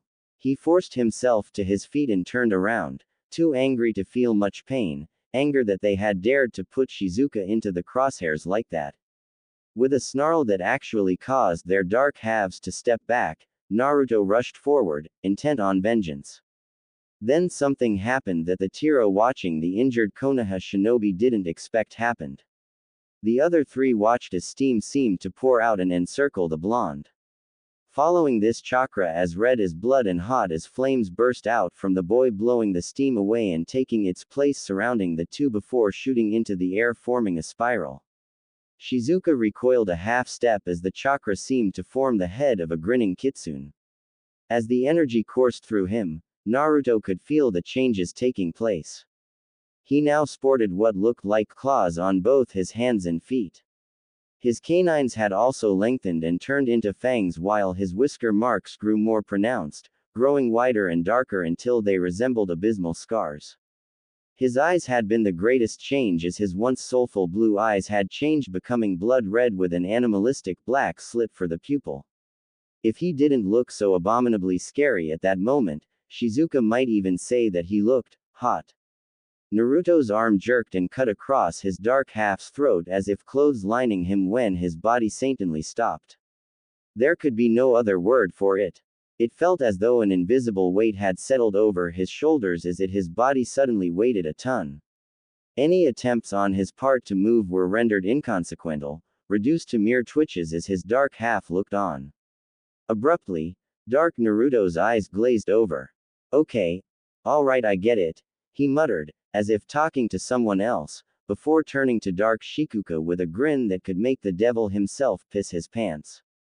Gotta go back. Don't worry, there'll be a round 2, but we're being let go for now. Come on. The pair turned and retreated back into the downward spray of water behind them, Dark Naruto's hand resting possessively on Dark Shizuka's. Seeing the targets of his wrath gone, Naruto hissed a curse, the demonic shroud dissipating from his body like so much steam. He'd drawn on that cursed power again, and for what? Nothing. Even here in his mind, he hadn't been able to do anything. Anything at all. He only realized the consequences of tapping into the fox's power when Shizuka's voice reached his ears. Naruto-kun, what was that? Shit. The blonde froze, all too aware of the blacket's gaze pinioning him. Rooting him where he stood. Right, he reminded himself. She didn't know about the Kyuubi. He was also aware of the abrupt departure from his mindscape. He could see Yamato and Motoi standing behind them in complete silence, pointedly facing in the other direction. Just as he could see Shizuka's hand on his shoulder, feel her fingers biting down hard into his skin. Well, that explained how she'd been able to appear within the falls of truth beside him. Must have been some sort of transference or something, ULP. A spike of killer intent sent his attention swinging back to his beloved. Shizuka didn't appreciate being ignored, however briefly. What was what, Shizuka-chan? He had no further time for thought as his fiancée yanked him up by the scruff of his jacket. Her grip wasn't like Sakura's, not painful or imposing, just firm. He had that succinct impression before the kunoichi looked him square in the eye, hoisted him to his feet, and uttered 2 words. Explain. She demanded. Now. Without another word, she dragged him off into the evening. One lengthy explanation later, there was a lofty silence as Uzumaki Naruto finished his tale, told his soon-to-be fiancé the truth of who he was. He braced himself for the worst, waited for the shock to abate, and the anger to set in, wipe away all the kind words and soft touches between them. And so he watched. And he waited. Shizuka could barely believe what she'd been told.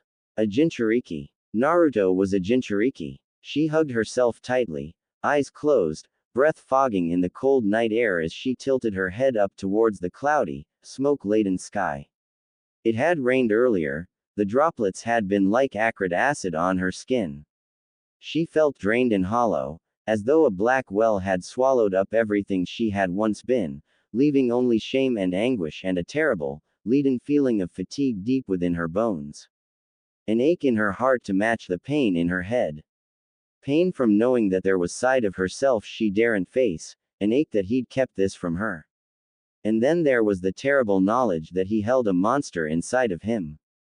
But, no. Wait. Naruto wasn't a monster. Shizuka had seen enough of cruelty and kindness in her lifetime, even within the bounds of Nadeshiko, to know this to be true. Her fiancé of only a few days, she knew, didn't have a cruel bone in his body. He had his flaws, of course, everyone did, but despite that, despite all he'd suffered during childhood, he worked so hard to make up for them to prove himself worthy to the world. It would be a lesser place without his determination, drive, and all-consuming kindness. And what had the world given him for it? Nothing. It wasn't until he has saved his own village from pain that he'd gotten any sort of respect, the kind he so rightfully deserved. If Shizuka could have endured such suffering in his stead, she would have gladly done so. Well, Naruto asked. I see. She relinquished at last. And you didn't tell me this earlier because? 'Cause there wasn't any need to. Her fiancé ventured, his reply sounding rather lame to her ears. Besides, I thought if you knew, well, ya know. There it was. That hesitation again. It set Shizuka's teeth on edge and blood to boiling. Is that all? Her voice rose and fell like a whip. You kept quiet because you didn't want to hurt my feelings. Naruto couldn't help it. He literally facepalmed so hard his face hit the dirt. Shizuka, he began, is being very understanding with you. I know. He had the good grace to at least appear chastised at her remark. But that's just it. You don't understand. I came to this island to gain control of the Kyuubi, and I still mean to do that. His eyes hardened, as though he were experiencing an awful memory. Were I to hurt you? I've heard of Jinchuriki before. The kunoichi remained steadfast. I even met one, once. And I knew then, as I know now, you aren't a monster merely for what you have inside of you. And besides, he froze up, almost cringing aside as her hand rose to cup his cheek. You're far too caring. She was saying, her voice at once distant and thick with emotion. She wasn't entirely sure what caused him to kiss her then. Only that he did. Whether it was those kind words, or the perhaps her touch, or, even the sentiment in her eyes. Shizuka couldn't fathom the who, what, when, where or why of his actions, only that they occurred with a mind-numbing insanity. All thoughts of conversation were blown away. There was only his mouth molding to hers, tongue tangling within her own body, down against her, driving her body against the tree. A smally cry fled from her lips as his hands dug into her shoulders, fingers biting down with enough strength to bruise. And Izuka schliked it. His response caught her flat-footed. She could see as much in his eyes. When at last they pulled away for breath, she was left visibly gasping. I'm sorry. He tried. She kissed him again, the lightest of brushes upon the lips, nothing more. You have nothing to be sorry about. Still, you were right. He wouldn't look her in the eye. Naruto should have told me before. I hate to interrupt, Yumoto began, but the fact remains that you can't control anything, Naruto, unless you master your darker half. The same implies for you, Shizuka. Now the kunoichi had been thinking about just that, and while she didn't have to conquer herself, it remained that this, other, her had hurt Naruto. That could not stand. Would not stand. Oh, we will learn. She felt, rather than saw her lips curl up in a reply. If I cannot defeat my doppelganger, and Naruto cannot defeat his, then we'll simply defeat one another. Is what she said, but what did she mean? Naruto wondered hours later. Soon, with the lights out in their room, Naruto lay in his hammock and had to admit this was indeed quite possibly the most uncomfortable thing upon which he had ever been. He expected that slumber would be quick in coming to him. It certainly had been to Yamato, Aoba and the others whose regular breathing and slight snoring courtesy of Guy himself could attest. By all means he should be snoring himself. After his long discussion with Shizuka he'd been bone tired, and then she decided to show him each and every jutsu he knew, leaving him aching in places he didn't even know he had. In addition to helping him change one of his own.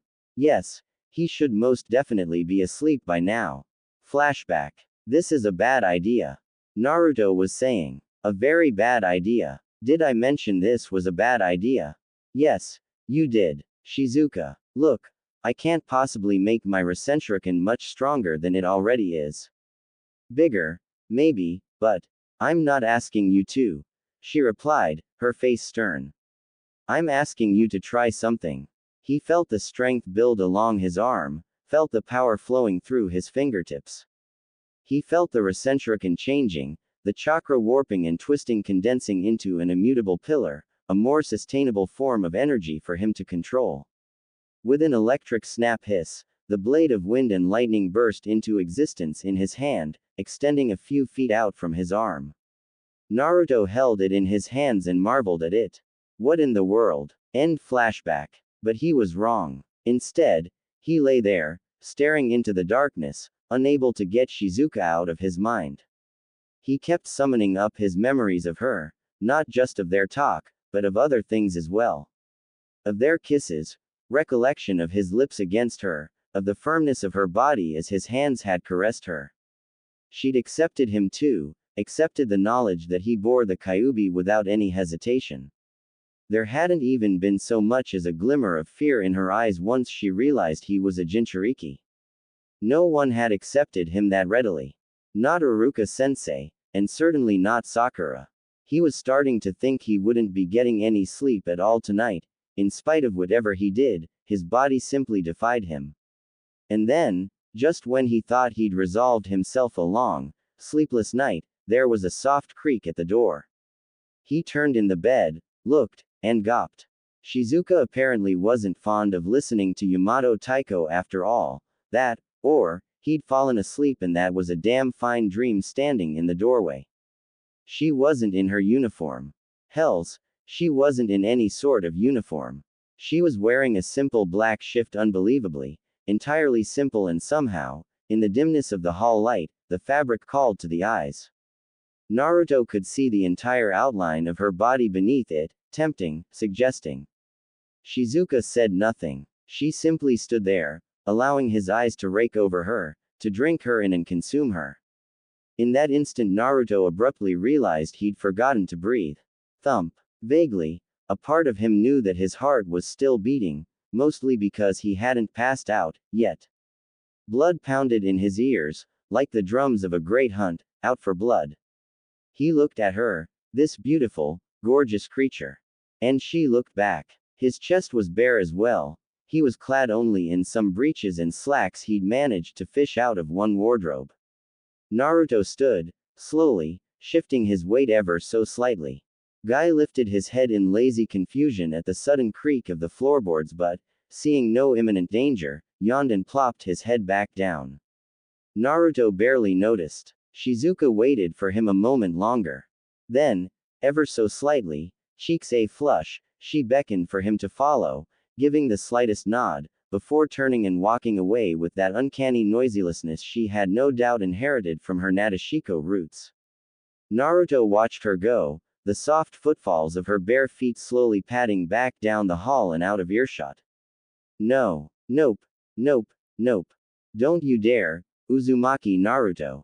You can't. No. Stay right there. And. The floor was cold beneath his bare feet, leaving those thoughts, and his bed, behind.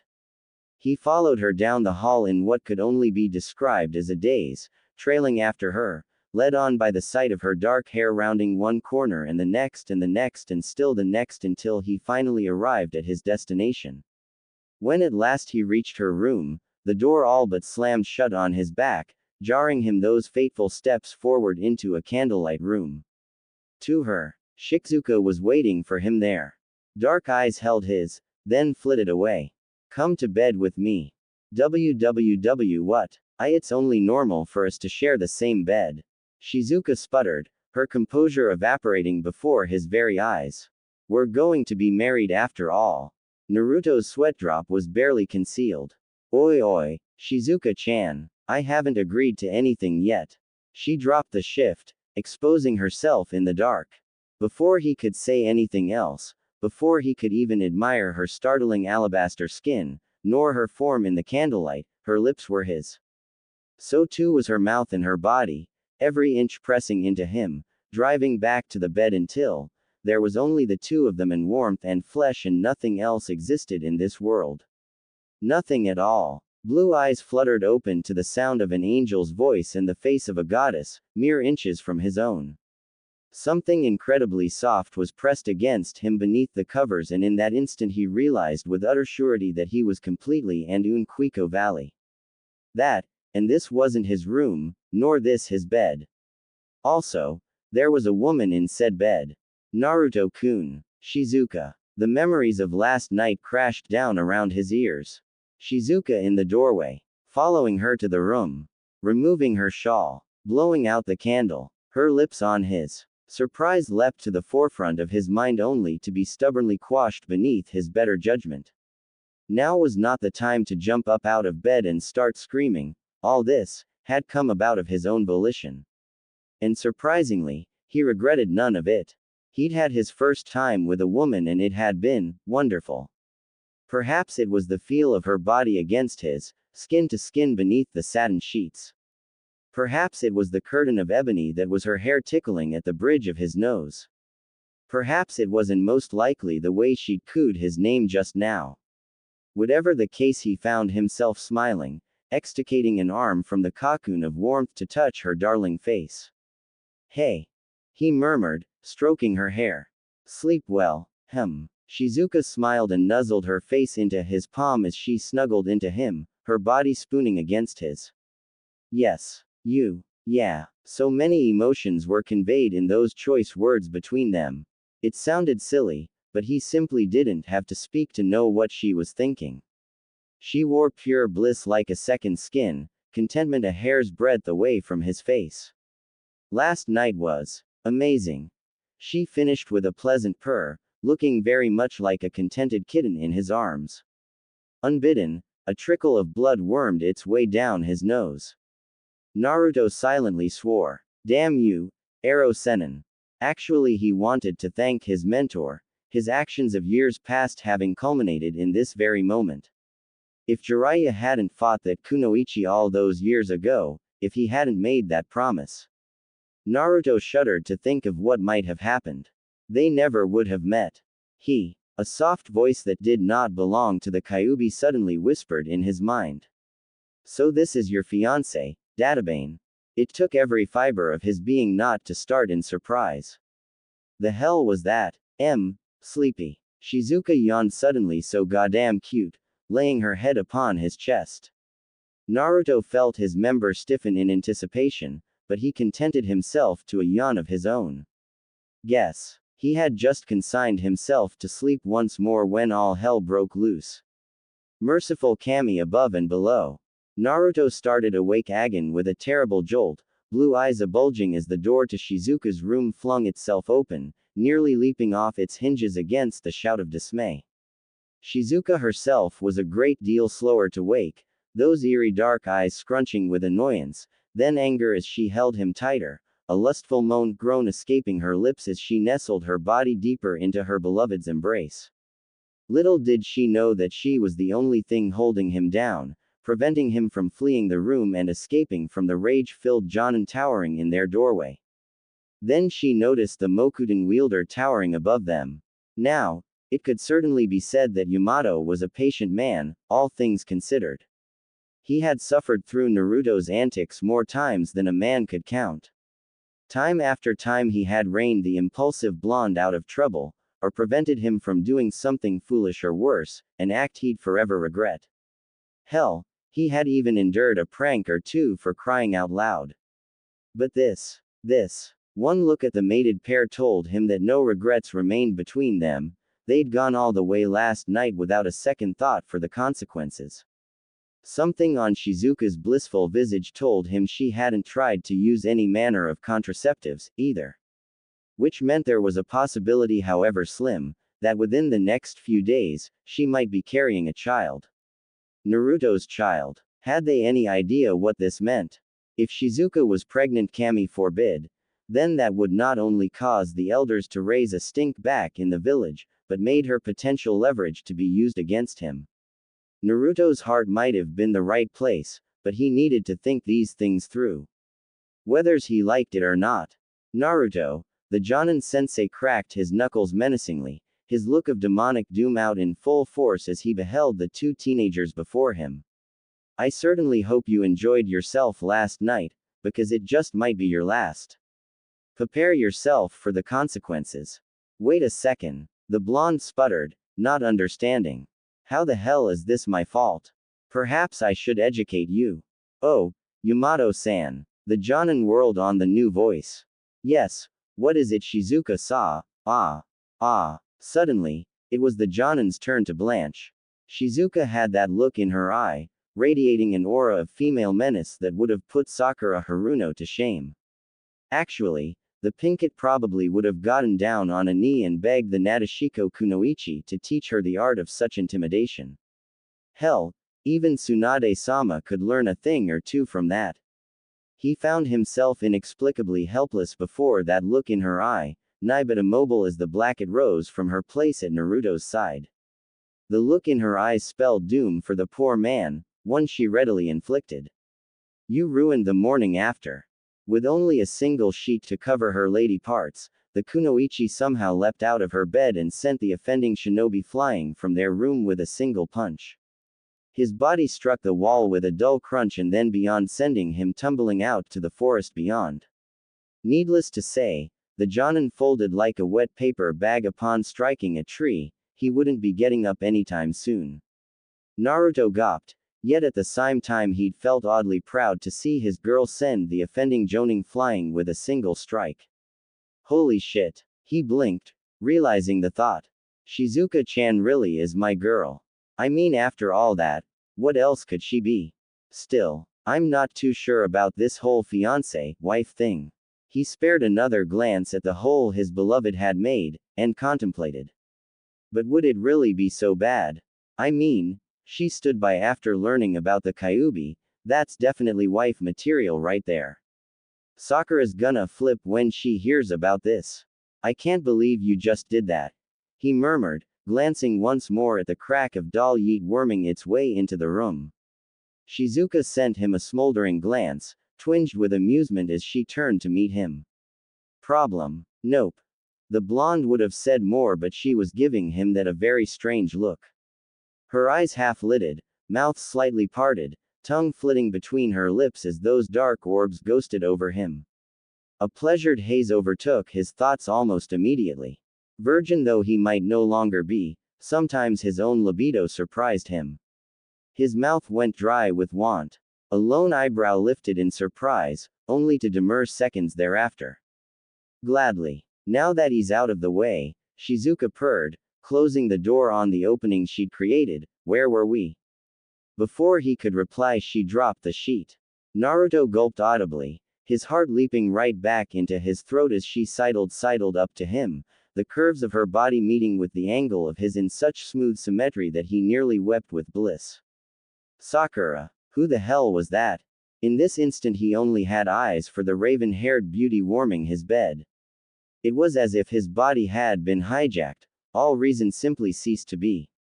His hands ghosted over her pale skin, silently savoring in the shivers that his touch evoked. Nah, Naruto, she gasped. Wait, I wanted to talk about Nadeshiko. Not this again. Do we have to? He nipped at her neck, drawing another shudder. Shizuka must have seen his pained expression, because she chose to press the issue. Yes, I can't just go back with you, no matter what you say. A defiant glint entered the blonde's eye.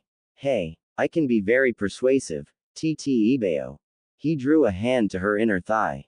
Well, that depends, Shizuka whispered breathlessly, exhilarated yet exhausted, eyes alight in eagerness as his hands descended to that sensitive bundle of nerves. I'd take someone awfully nice, to convince me to do something like. Ooh oh oh oh oh oh oh oh oh oh oh h. The rest of her words trailed off into a pleasured purr and there was no more talk of villages or alliance that morning. Sue, are you sure this'll work? Naruto regarded the Falls of Truth balefully. He already had unpleasant memories of this place. In another world he would have learned to master his darker half on his own. But with Shizuka, in the end, he needn't have feared anything. Scarce had the two of them sat down than they stood up again. Motoi blinked, baffled. What happened? Wow. Naruto balked. That was really easy. I can't believe I actually wrote this. The idea came to me while I was at work. This short little chapter is what came out of it. The changes that follow this victory may be subtle at first, but will soon be all but be massive in scope. Hope you enjoy all that is to come. We'll see their little fight next, chappie. Promise. It'll be a long one. Look forward to it, ya know. So, in the immortal words of Atlas. Review, would you kindly? And of course, enjoy the preview. Preview. Naruto stiffened in awe at the sight of her, this red-headed woman that had appeared to him in the seal. Beside him Shizuka looked to be in equal parts shock and surprise, not sure what to make of this newcomer.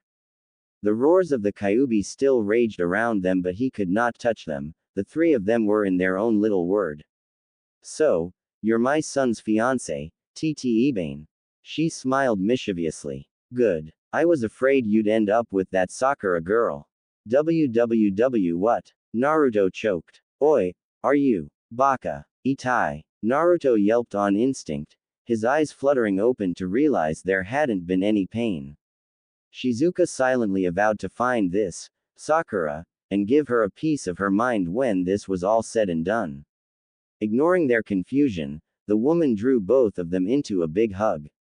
Well, just let me say this. I want lots of grandbabies. There was a silence. And then, how could she, when she was staring up at a 20-foot-tall monstrosity of chakra? Granted, the kunoichi of Nedshiko had heard tales of the Kyuubi no Yuko in her childhood, experienced horrific nightmares because of it. She'd even come to accept that Naruto was its container, that her beloved blonde worked tirelessly to keep the beast at bay even as it fought to erode the seal and escape. A certain solace could be found in knowing that no matter how foul and cruel his tenant might be, its jailer was many times its better and in no way influenced by the malevolent malice of his guest. Of course, back then she'd been on the outside looking in. Now, within the seal and privileged or cursed, to see it firsthand, to gaze upon this ancient entity and realize just how utterly outclassed they truly were. Well, that was another matter. The beast defied imagination and laughed at her feeble attempts to classify it as anything other than an absolute monstrosity. Hate radiated from it in foul waves of tainted chakra, threatening to swallow her whole and smother her very existence. Erase her from all memory. A single flick from one of its many tails would be more than enough to annihilate her. To destroy her, body and soul. But the worst of all were the eyes. Those foul, scarlet orbs. Red as blood, and slitted like those of some eldritch demon from the darkest depths of hell, they gazed upon her, not with anger or contempt. She could have handled that. It was the utter lack of emotion within that truly rattled her, and though she shuddered quietly, willing herself to meet the abomination's glare, she failed utterly. This entity was utterly beyond her ken. She could no more hope to defeat such a beast than she could will the heavens to part or the seas to split. And they both knew it. She was nothing in the eyes of this creature. She was an ant, no, less than an ant. She wasn't even dirt. To the Kyuubi, they were mere peons, pests to be ignored, squashed if they proved irritating. Nothing more. The same could be said for Naruto's red-sheathed form behind her, but Shizuka was trying her utmost to ignore her beloved's prone form, and her steadily rising temper. This wasn't enough to break him. It couldn't be. Surely she could buy him enough time to recover. At least a minute. 60 seconds. Surely that was at least within the realm of her ability. For his sake, she was determined to try. Even if he meant she would surely die. She was in no hurry to leap into death's bitter embrace, but if that was what it took for Naruto regain control of himself. So the boy's mate has finally come to play.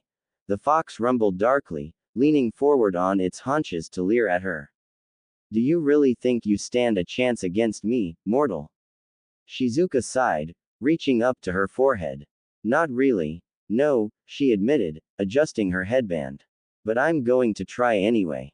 Why bother? The eldritch entity uttered a jaw-popping yawn that shook the kunoichi to her very bones. I have no quarrel with you.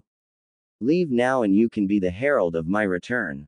Because I love him. A brief flicker of surprise flitted across the fox's face. You humans and your emotions. Baffling. Quietly, Shizuka agreed. Confronting their true selves was one thing, an experience she didn't care to repeat, but this went well beyond that madness. This was insanity. To face the Kyuubi itself. Yup, She was going to have a bad time. By rights, she didn't even know how she'd gotten here in the first place. Naruto was being overwhelmed by the fox's chakra and she desperately longed to help him. Aching to something anything, to prevent him from being taken over by his raging tenant. One moment she'd been standing there hand to his shoulder, ignoring the acidic chakra scorching her palm as she silently willed him to win. The next instant she had the sensation of being drawn into something. The next thing she had known, here she was, about to fight for their lives. Hers and his. But damn it, if the bastard was going to kill her then he'd have to work for it. I suppose I'll have to kill you then. Kyuubi sighed, tails arching forward. That should be more than enough to break the brat. You can try. Red eyes met green, narrowed. Oh ho, so you have some spirit after all. Then they clashed. Shizuka lunged forwards in the same instant that the nine tails struck down, driving its furry appendages into the water with a thunderous splash. But instead of eviscerating blood and bone, the Biju tasted only the cold tang of disappointment as his prey vaulted overhead, rapidly flicking through hand seals. Inhaling deeply, the kunoichi drew air to her lungs, kneaded it with chakra and exhaled as hard as she could. The result was sure and true, a massive explosion of her native element roaring forward to pummel the startled fox into the ground. Futon. Resenpu. Wind style. Violent whirlwind. Kurama grunted in surprise, flattening his towering bulk against the watery ground with a growl. After a moment beneath the assault he straightened, fangs bared in a grin. An impressive assault to be certain, but little more than a mild breeze against someone of his stature. Faster than she could recover, he swept a clawed paw into the air, cutting into her body with cruel ease. Poof. As such, the Biju was far from pleased when the razor-sharp nails drew little more than a copious plume of smoke and passed harmlessly through. The same could not be said for the rest of him. Pain erupted in his left leg in the next instant, the keening cry of the wind element alerting him to the danger at his flank. Another rent opened on the opposite leg, sending a shallow slash of pain searing through his knee. Gra. Pesky little insect. Enraged by what? Aargh. Howling, the kitsune spun around, tails thrashing. When did you? Shizuka alighted behind him, grinning. Her fingers formed a taut point, creating the likeness. From that point her chakra extended even further. What was that? A knife of some sort? No, it was much too large to be a knife. It was a blade, he realized. Forged entirely out of chakra, this azure sword extended a few feet from her outstretched arm, hissing softly. By itself, it really wasn't all that worrying. The problem lay in the fact that the pesky wench was presently flanked by no less than 4 copies of herself, 2 to each side. As if sensing his confusion, Shizuka grinned. I learned this jutsu from an old friend. The kunoichi drawled, raising her impromptu weapon. Been practicing ever since. Coupled with Naruto-kun's shadow clone technique, it's very chakra intensive as you can see, but it seems this can hurt you. Easing forward into another stance, the cage buncheons mirrored her. A small smile tugged at the original's lips, displaying confidence she didn't truly feel. Let's try that again, shall we? A gesture sent the clones shooting forward. Kurama's response was nothing short of explosive. She'd wounded him, and his pride would not stand for it. One by one his 9 tails rose to jut out him, pointing into the air in angry defiance. So you know a few tricks. It won't save you. Unlike the one he'd unleashed against Naruto, this Bijudama formed instantaneously. Azure and crimson chakras were compressed and hardened in a heartbeat, devoured just as quickly. Kurama's fanged maw snapped open, a thin line of steam heralding the hell that was to come. The pesky wench must have sensed it as well, or at least some manner of it, because for her eyes widened and she shot past him in a parallel run, even as her clones ran unheeding to their doom. Grinning, Kurama exhaled furiously. She never stood a chance. Blinding light burst from his maw in a dazzling flash of black and white, obliterating the clones and very nearly Shizuka herself as it streaked away into the dark. The shockwave itself flattened her to the ground, and it was all that saved her life. Dazed and bleeding, ears ringing, she struggled to make sense of what has just happened. When she tried to rise, her limbs betrayed her wholeheartedly, her legs buckled bonelessly beneath her weight and sent her tumbling. I can't move. Is this it? Her addled mind balked as she lay in a water grave. Am I really going to die here? Like this? Shizuka's strength failed her and Kurama's tails descended as one, aiming to tear her apart piece by bloody piece. Somehow, someway, he missed 3 of the 6 mere millimeters from her face, close enough to touch. A trembling hand reached out, fingers desperately curling inward. Die, you impudent little upstart. A blur of reddish gold denied him. Not like this. The faintest of tugging sensations was his only warning, then she was gone. Wait. He knew this sensation. Something was taking hold of his chakra with their own. Rounding on this sudden source of fresh weakness, he snapped his jaws at the impudent girl, determined to crunch her a bloody pull. Thud. Clenched knuckles barreled up into his chin from below, fracturing his jaw and hurling him away into the air with a pained yell. Again came the tugging sensation, fierce and fleeting. What is going on? For a fleeting instant he hung there, freed from the laws of gravity binding him within the seal. Weightless. Frozen in his confusion, and though he'd never say it aloud, very real fear. In the next blink, something cracked across his face and launched him back to the ground in a heap of tangled tails and limbs. This time the tugging sensation was an outright yank. By now he'd more than realized what was happening. Rounding on her, for the first time since their brawl had begun, Kurama actually gawped. Are you insane? Encased in a sputtering golden, red shroud, the kunoichi of Nadeshiko defiantly stared him down.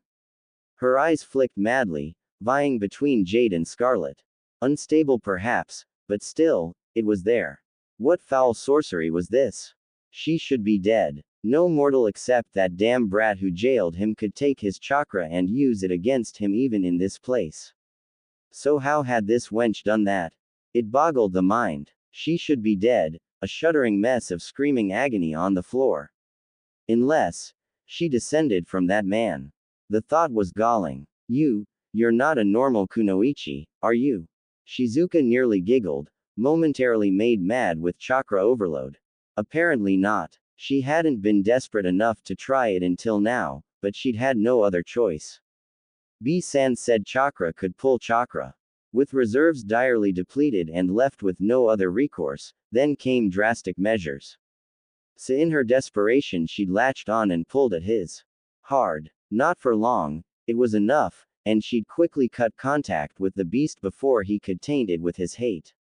She hadn't paid the consequences any mind, her haste too great. There had only been need. In all honesty, she was surprised it had worked at all. Arg.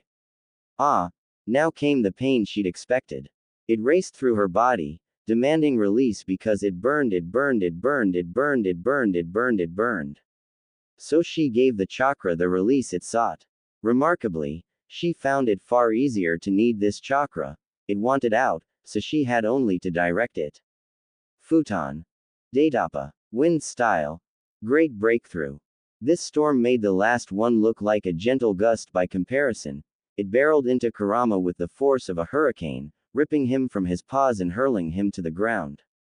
Great bloody rents opened in his flesh, fur peeling back in places to expose broken and tattered skin.